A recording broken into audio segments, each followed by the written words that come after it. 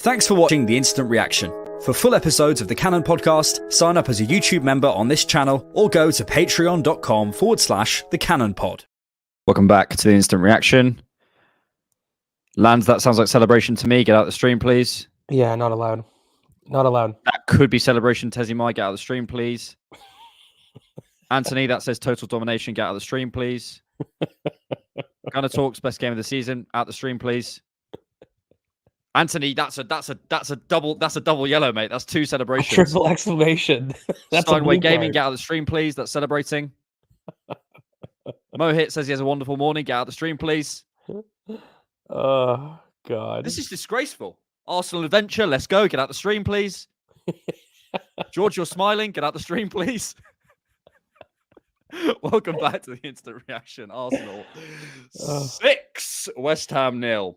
But I'm not celebrating. I'll tell you what I'm allowed. A small fist bump. A small fist bump. Can we have a small fist bump, please, George? Oh, careful. There's too much extension there, right? Little too much extension.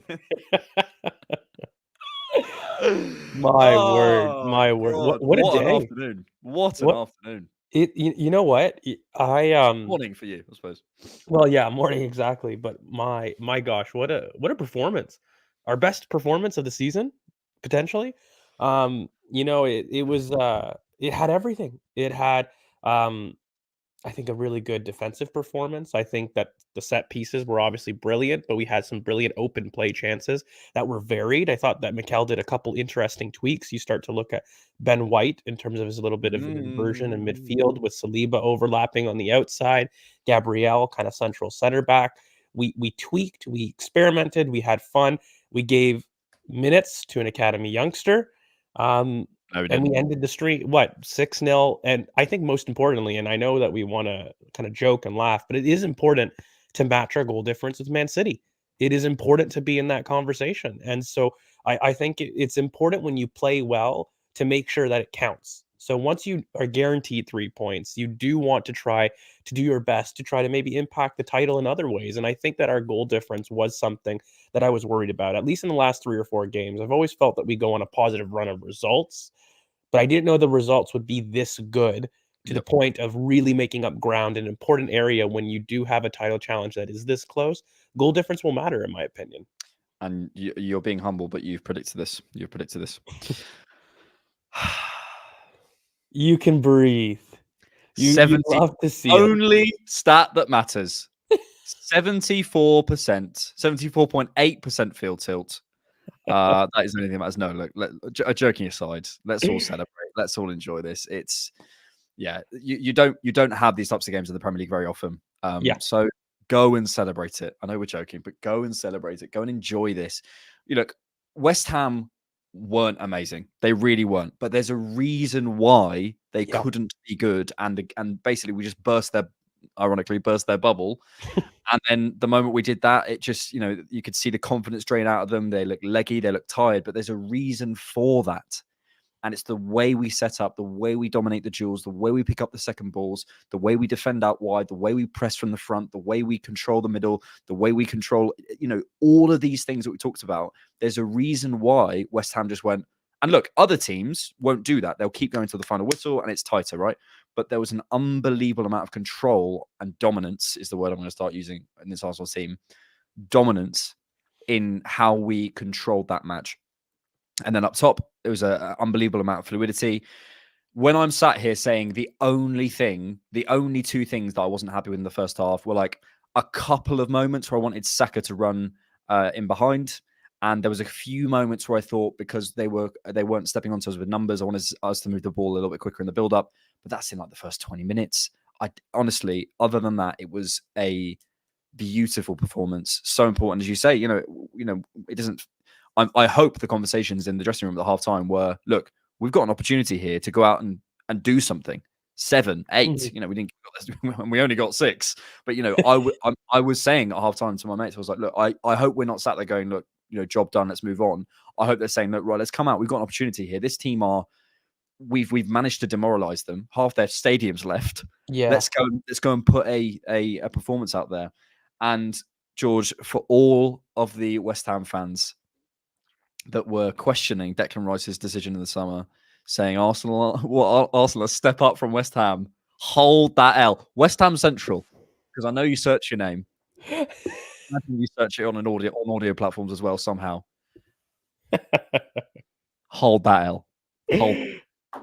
Look, he capped off a brilliant performance that I thought was difficult for him. Look, the first 20 minutes were difficult for us to get into the game, but I felt like we were working West Ham a bit, and there was a lot of work that went into kind of the press baiting. I'd love to get a rewatch on this and have a little bit more of a talk, but I think people are bemoaning kind of the entry and that there weren't these massive open play chances, but those first 20 minutes are cat and mouse trying to coax West Ham out of their line. Yep. They're very deep. And we had to do that to coax them to come a little bit up so that we could go long, so that we could go on the last line. And I think that kind of cat and mouse play is something that we're still working out as fans. But for me, I thought this was brilliant. I could see it coming.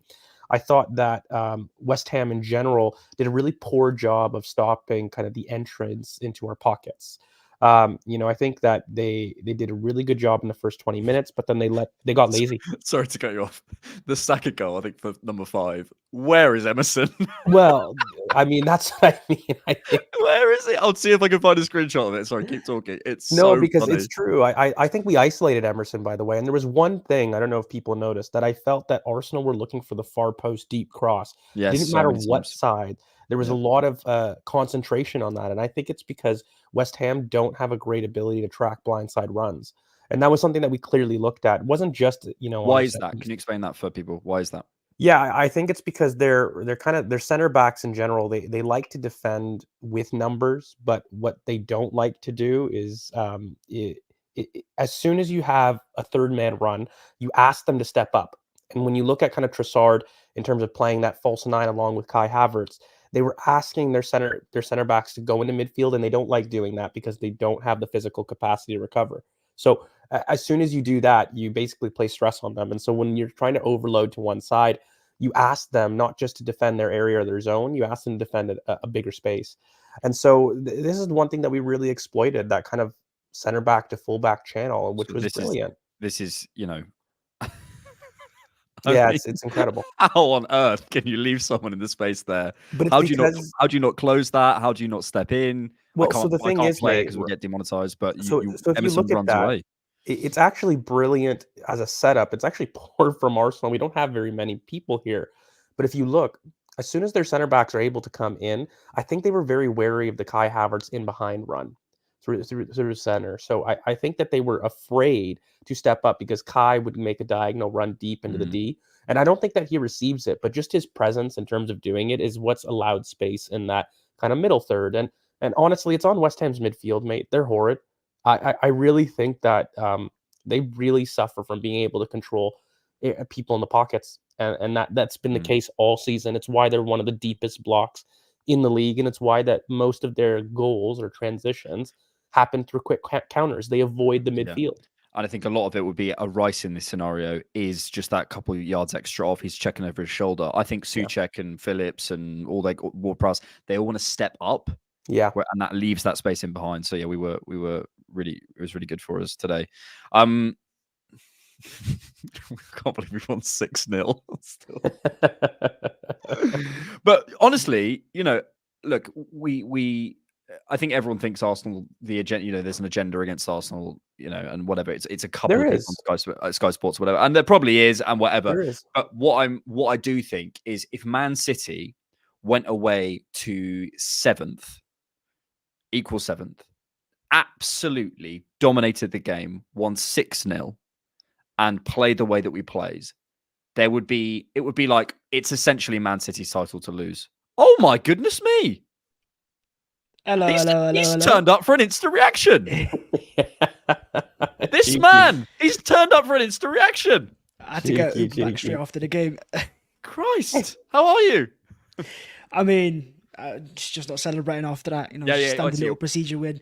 Lads, we got game next. We spent the first few minutes just telling everyone to get out of the stream because they were celebrating too much. Look, MIL reaction, biggest picture on Arteta. Get out. Get out. Have we checked the stat that matters the most? Apart from scoring. Of course we have, Bhavs. Okay. Well, I'm gonna duck out now. That was only when I was here. 74.8, mate. Wow. Joking aside, what a game. What a game. Thoughts? Crazy game. I mean, I didn't even celebrate most of the goals until the Rice one.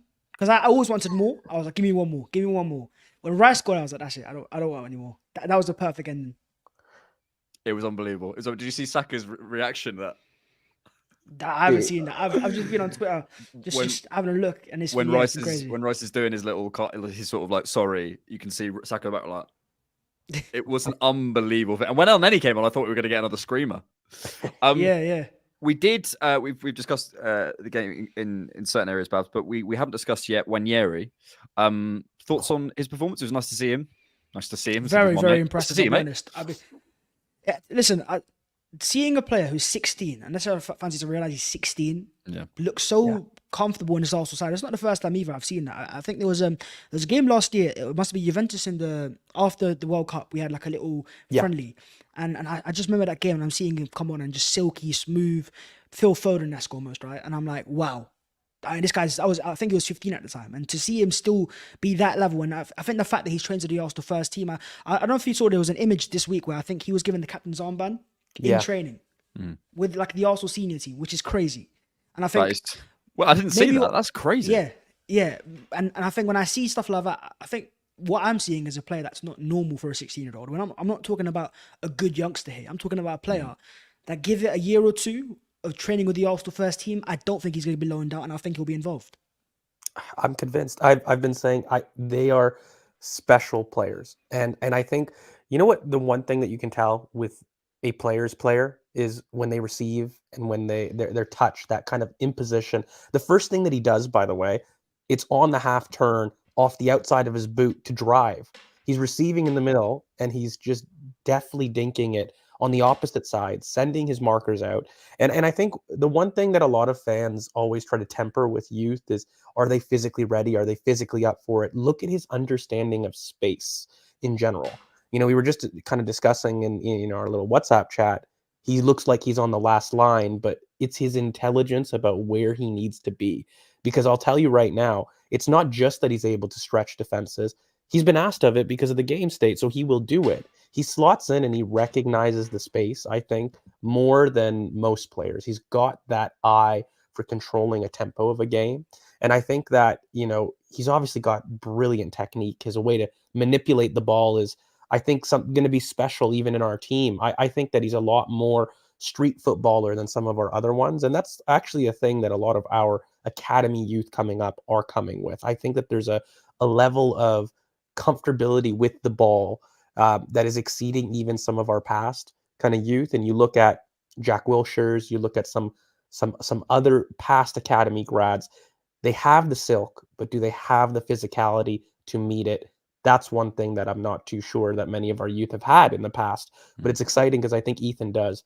And I do think it was beyond just a couple cute touches. He imposed himself on the game, and that's what I like to see. He wasn't there to take part. He was there to try to do something. And I think it says a lot for a youngster to do that, despite the score line, despite it being comfy, and despite it being, easy to come into a team when you're winning. I think that he showed a level of, I'm going to take my moment. Yeah, I think it was a really, really impressive performance. I really enjoyed it. Wayne Jenkins says, still have Mo in your top 20 Emirates signings. Listen, I set it up. I set up the parameters and he qualified. But thank you very much for your contribution, Wayne. But also you're wrong. What we're going to say, something someone mentioned earlier as well that we haven't actually discussed, Bhavs, is this is all without Jesus, without Smith Rowe, without Partey, without Tomiyasu, without Vieira, without Timber. Zinchenko as well. It's incredibly exciting. It's incredibly exciting. And I'll tell you why it was more exciting is because if you go back to the 3 defeats we had in December, January, I wasn't too concerned. And I remember saying at that time that because we were making the chances, we were doing all the right things, that the way of losing a game, we were improving in a sense of we weren't just losing games like we used to where teams would be better than us. We were the better team and we were getting unlucky. And at the time, I get it, fans will see the result and maybe that depends on the narrative and stuff. But since then, it's just justification. We've been vindicated with those performances because we were making those chances beforehand. I mean, we should have been West Ham at the Emirates. We should have an extra 3 points there and there. We should have beaten Liverpool in the FA Cup. Should have won those games there because we deserved to win those games there. But at that time, we had this moment where every single Arsenal attacker was out of confidence. And since then, the players have come back. And you look at the Saka goal just before Rice's one. That is pure confidence. Cutting inside, smashing it inside. That for me is an example of why I'm so excited about this season. And I think I'd actually argue that compared to last year, we're actually a far more complete team because we don't concede chances. I mean, what the XG in the first half was 0.01. West Ham are a bad side, by the way. They ain't got bad attackers. Bowen, Kudus, these are very good players. We limited them completely, and then we make, 3 XG of our own. That is a complete side. That's a first half performance, by the way. And then the second half, we go again. We score 2 more goals. Yeah, man, it's very exciting.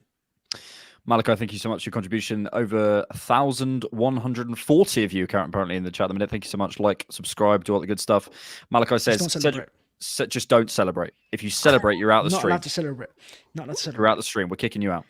Cedric in the middle at one point had me on the floor. Also, is this the first time White in the middle, or am I just noticing? Yeah. So we briefly touched on it earlier, George. It wasn't.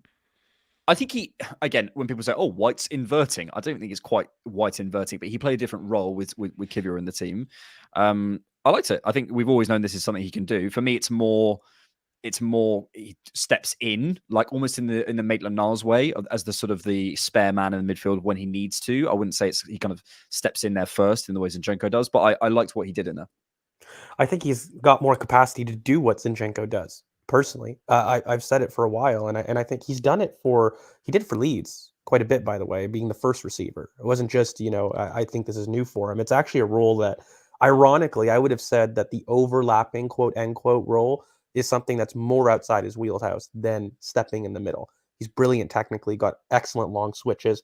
He's very strong in the challenge. And I think one of his weaknesses in terms of defending wide 1v1 is less stressed in this role. In that position. Yeah, I agree. So like in terms of comfortability, it's something that he could absolutely do. I think I just love the impact on what it did to Saliba. And then us finding out about Gabriel at central center back. Like those are the tweaks that you find. The same side that you invert on places greater emphasis on that auxiliary center back to overlap forward. Yeah. And that's the exciting potential for me, because with Marseille, Saliba did that brilliantly. And in fact, he was much higher with Marseille. And so there's a level of just symmetry here that I think works if we're trying to vary things up a bit. I think it got Saka inside a little bit more as well. We found a little bit more joy in the pockets this way. But also, I do think it was because it was Emerson.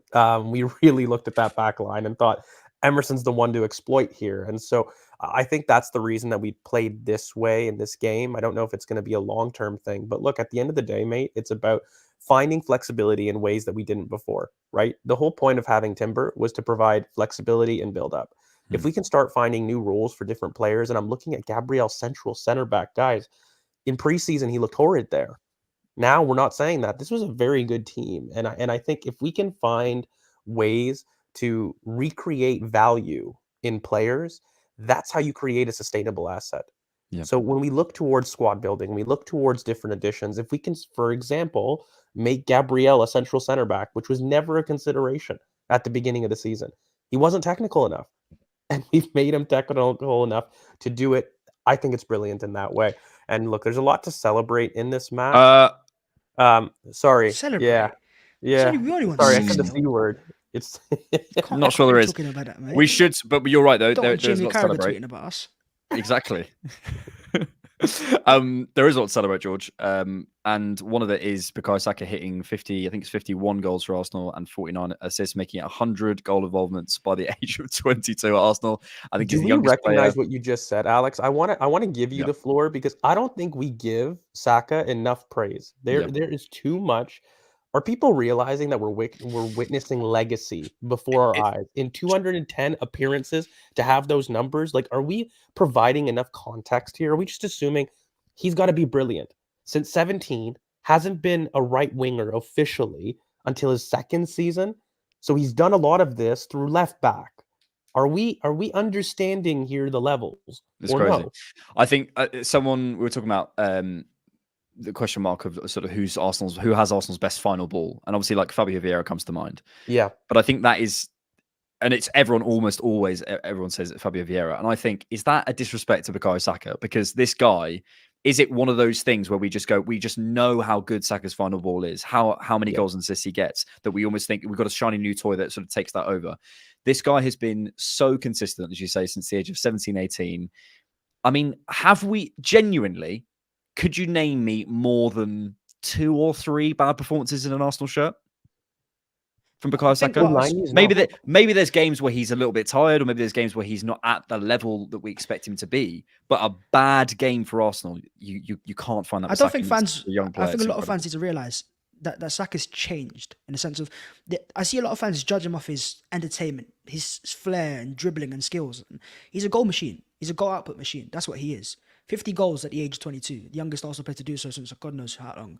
100 goals on this already. This guy is our version of Mo Salah. You know, where Salah, when you compare Salah to Eden Hazard, Hazard was a far more technically aesthetic player, but Salah is the more effective player because he scores more goals and gets more assists. And that's what Bukayo Saka is. He is our final ball player for Arsenal.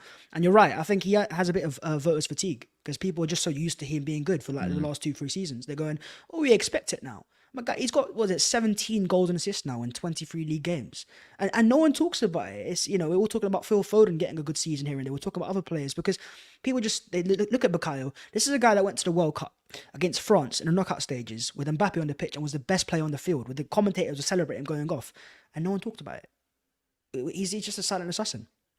Can I ask you guys, what does he need to kill this narrative? Because, you know, I'm seeing a lot of people say, oh, you guys are just overhyping talent at this point. Are we understanding the impact of the numbers of what he's done internationally? He's done already. He's been England's best player at the tournaments. Okay. You're looking at Europe. What's his record in Europe so far? Should I double check it? What is it? 5 or 7 goal and assists in 5 games, something like that. So Europe, it's not like he's not competing in Europe. He's been doing it for a title challenging team. Legitimately, it's just a trophy. A trophy is and by the way, he's actually won that, if you really want to be technical, with the FA Cup. So like, what more does he need? I'm tired of this debate approaching world class. I'm going to put it right now. I want a logical argument. Why is Bukayo Saka not world class? Look at the output. Look at the eye test, mate. Look at the eye test. Look at every single facet of play here. What does he not have? The only reason I say still that I don't think he's world class is world class for me is you have to be top 3 or 5 as a winger in your position. So as a winger, I still think if you look around Europe, I still think there are could make a decent 2 better. Maybe 2 better in the world. I think Salah's better than him. I think Vinny Jr. is better than him. I think Rodrigo's a decent argument. I think both the Bayern wingers over Saka this season. Saka. I said has a decent argument.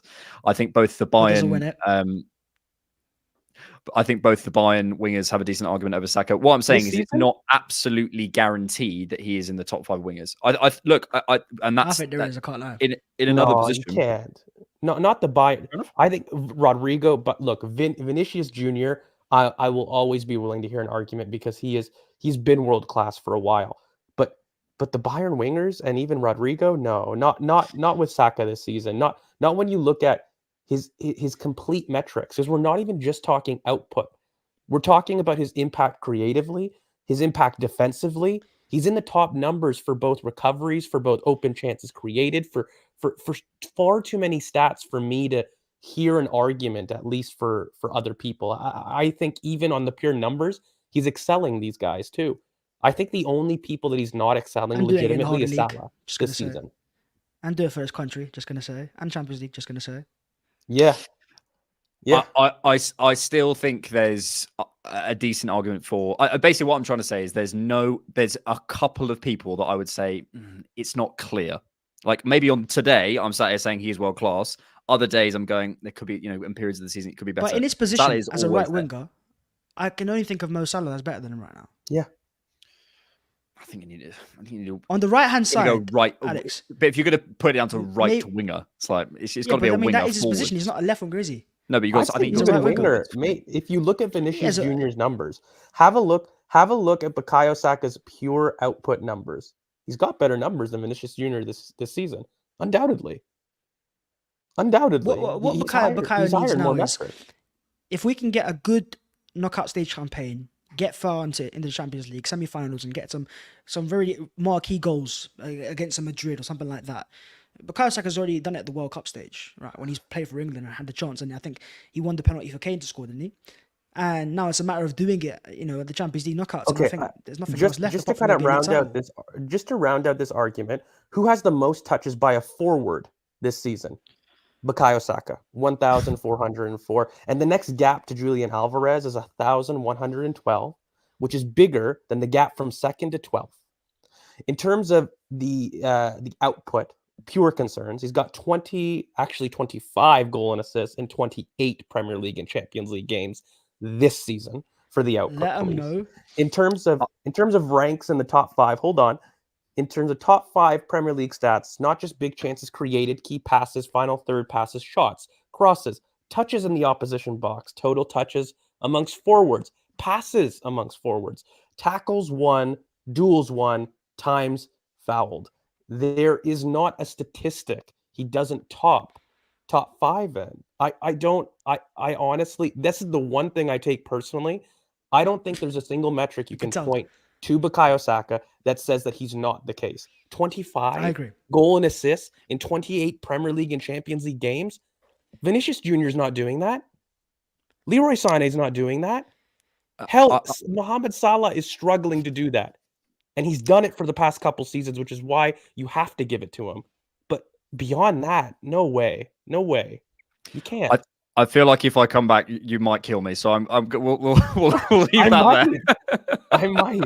I think for me, a world-class winger has to be in the world-class forward conversation. And I think about Mbappe and Salah and Vinny and all these sorts of conversations. But look, we'll leave that there. Let's go to the comments.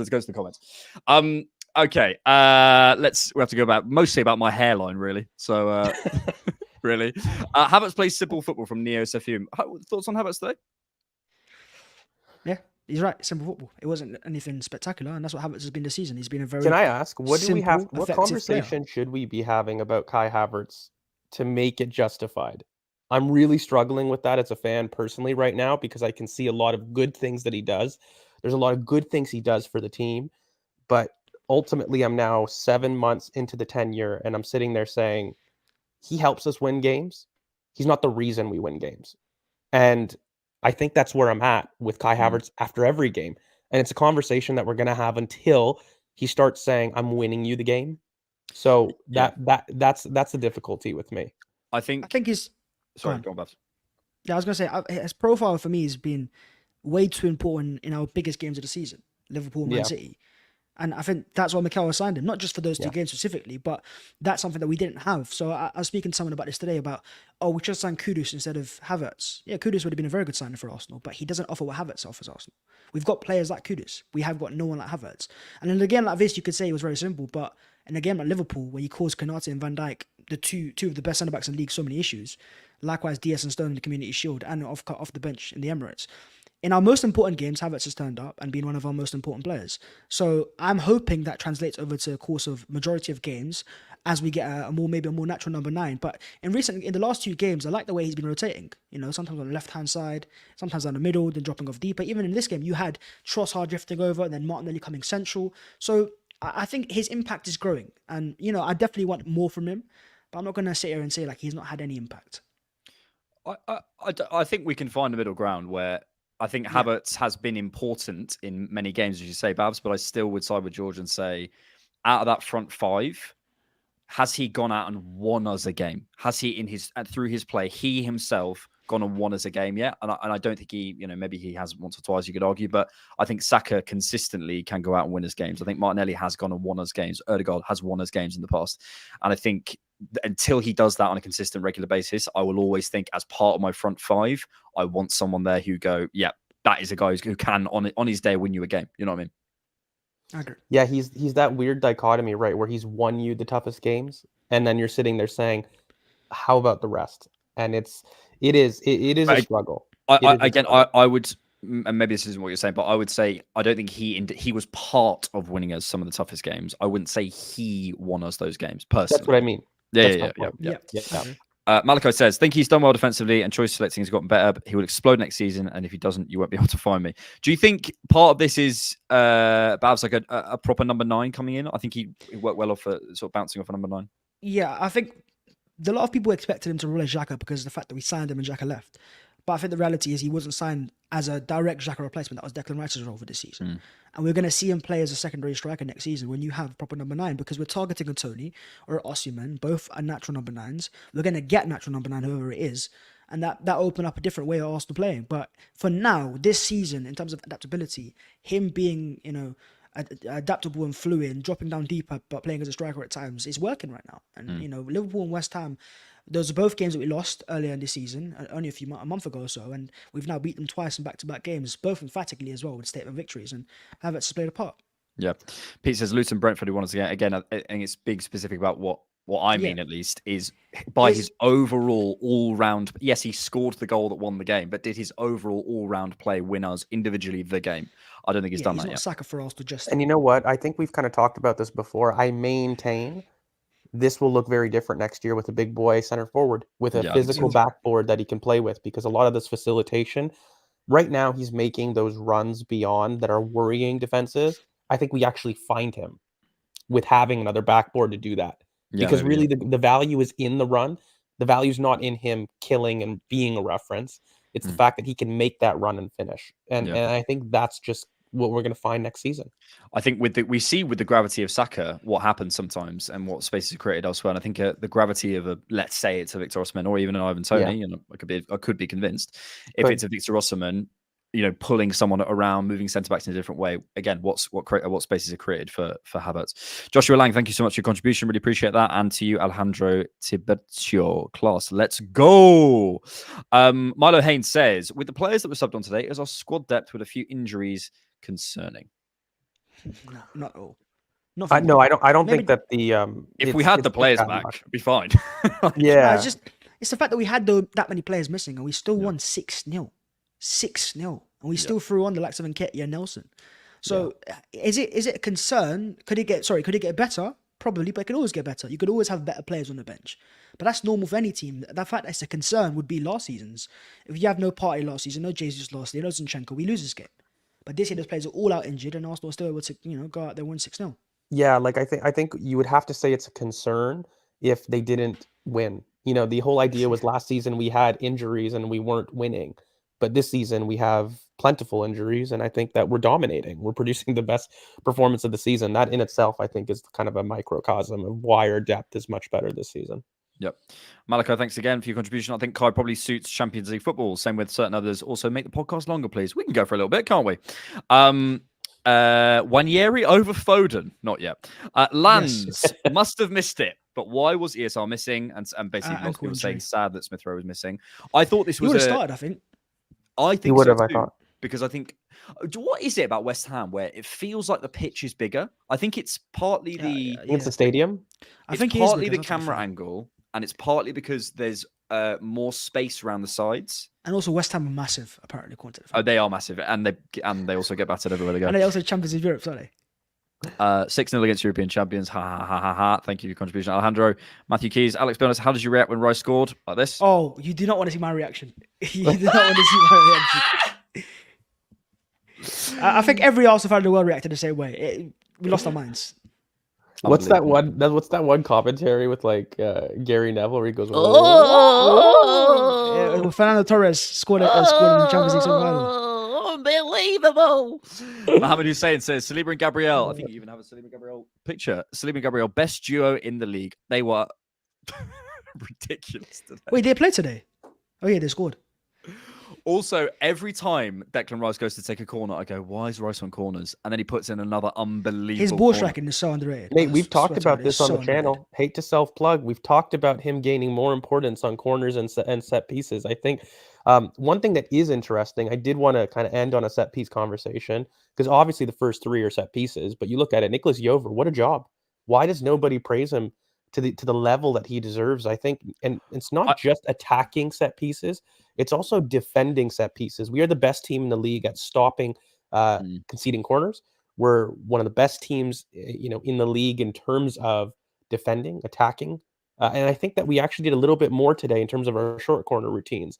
And then we also have only done, I think, one outswinging corner in our entire season. It's interesting. We're building ourselves an identity with it. I think he does get that. I think honestly, within the Arsenal fan base, like specifically on, I think he does get the flowers. Honestly, I'd rather him not grow a profile, because if he does, then Madrid will be after him, whatever. So I don't mind. Exactly. We started from City, didn't we? So that's enough. We did. And went through Brentford as well. Final question. Let's do this. From Wayne Jenkins. Let's go through all three of us. Who was our man of the match? And we all have to pick different names. So I look forward to the last person. Oh, brilliant. There you go. I'll go last. How about that? This is like on this. We did a short recently where Bhavs picked my best signing under Arteta. Well, there wasn't a rule. I had to choose a different one, and then he had a go at me for picking that one. But you picked that's not fair, because you picked Tomiyasu over Martin Odegaard. I did forget Odegaard, but I would have picked Gabriel, so it's irrelevant. But then you would have picked Odegaard after Gabriel. This is the problem, I think, with podcasting, that people don't believe that, like, when you share an opinion, it's boring. So you have to choose a different option at the end. I'll go last, and Cedric must leave the chat. That is one. I thought you were going to say Cedric as your man of the match. I have a huge agenda against Cedric. I think I think that is the one player in the squad that makes me angry to see. I see Cedric, and for some reason I get angry. I don't know if it's because he photobombs. To be fair, he was inverting, playing balls behind. I think it was pretty decent. Yeah. Oh God. Well, I'm glad Mikel gave some debuts out today. So I'm not going to say. I'm not going to do it. I think man of the match was. Who'd you pick, Bhavs? I picked Martin Odegaard because I think in that second half as well, like the amount of times he played the absolute perfect pass in behind, time and time again. Was it 2 assists in this game? Like a 95% pass accuracy. That's honestly the last 3 games. He's Martin Odegaard. In the back-to-back games, Odegaard's been sublime. He's been unbelievable. I'll go for another name. I'm not necessarily saying he would have been my man of the match, but if I can't pick Odegaard, I'm going to go for Trossard. I thought Trossard was amazing today. I thought Trossard was brilliant. Damn it, dog. Damn it, dog. It's a dog fight out there. No, that's my boy. No, I can't. Oh, God. You could pick Bukayo Saka. George, come on. You were just defending him a minute ago. The dog fight out there. I know. I probably should. You know what? I'll go with Bukayo. He did have a really good game. He's the best player in the world as well, so. Yeah, well, one of. Absolutely. Yeah. Better than Messi. Yes, of course he is. Look, Saka, you know what? I will end on this type of praise. His last goal gave me a lot of confidence. I don't find him aggressive enough for me, Bukayo. Like, I want him to become a killer, and I don't want people to misunderstand that he's not with his output, because he is. I just find that Bukayo Saka has this nice persona that I want to get a bit nasty with it. I want him to get more arrogant. Chewing the gum. I like that. Yeah, and it's just I've seen it. Like his celebration when he went to the West Ham fans after the first goal. Oh well, like he didn't go crazy, just like against when he scored. I loved it. He went.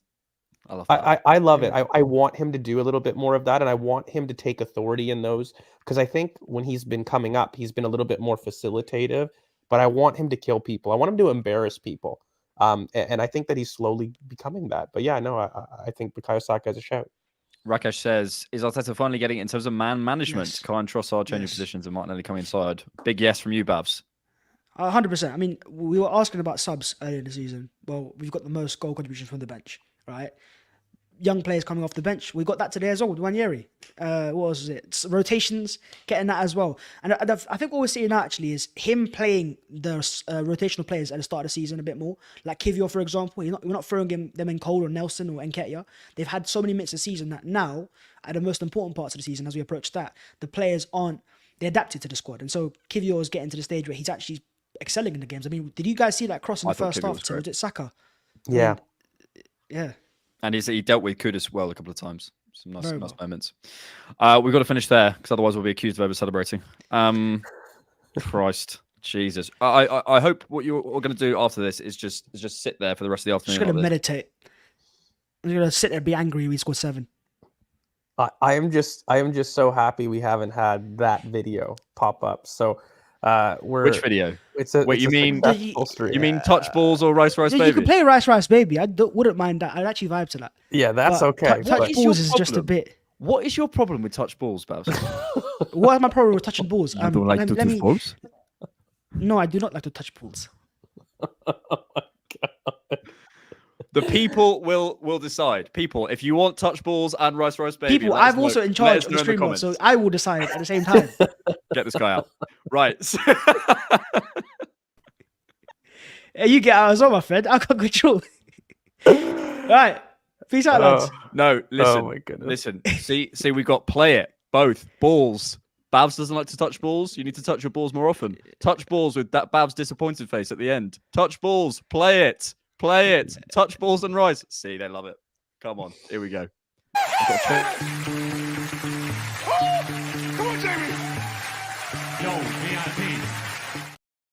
Oh, sorry. Why'd you ruin it? Sorry. Come on, Jamie. Yo, VIP. Let's kick it. Rice, baby. Rice, baby. All right, stop. Collaborate and listen. Rice is back with my brand new invention. Something got a hold of me tightly. Flow like a harpoon, daily and nightly. Will it ever stop, yo? I don't know. Turn off the lights, yo. And I'll glow to the extreme. I rock a mic like a vandal. Ladder from stage, I wax a light like a candle. Yeah. Gonna resonate, killing that brain with the woodiness mushroom deadly. When I play it, don't ready. Anything less is the best, it's a vanity. Have it, I hate it, I better gain weight. You better hit the rules and keep no way. And if there was a problem, yo, I'll solve it. Pick out the road with my DJ result. Rice, baby.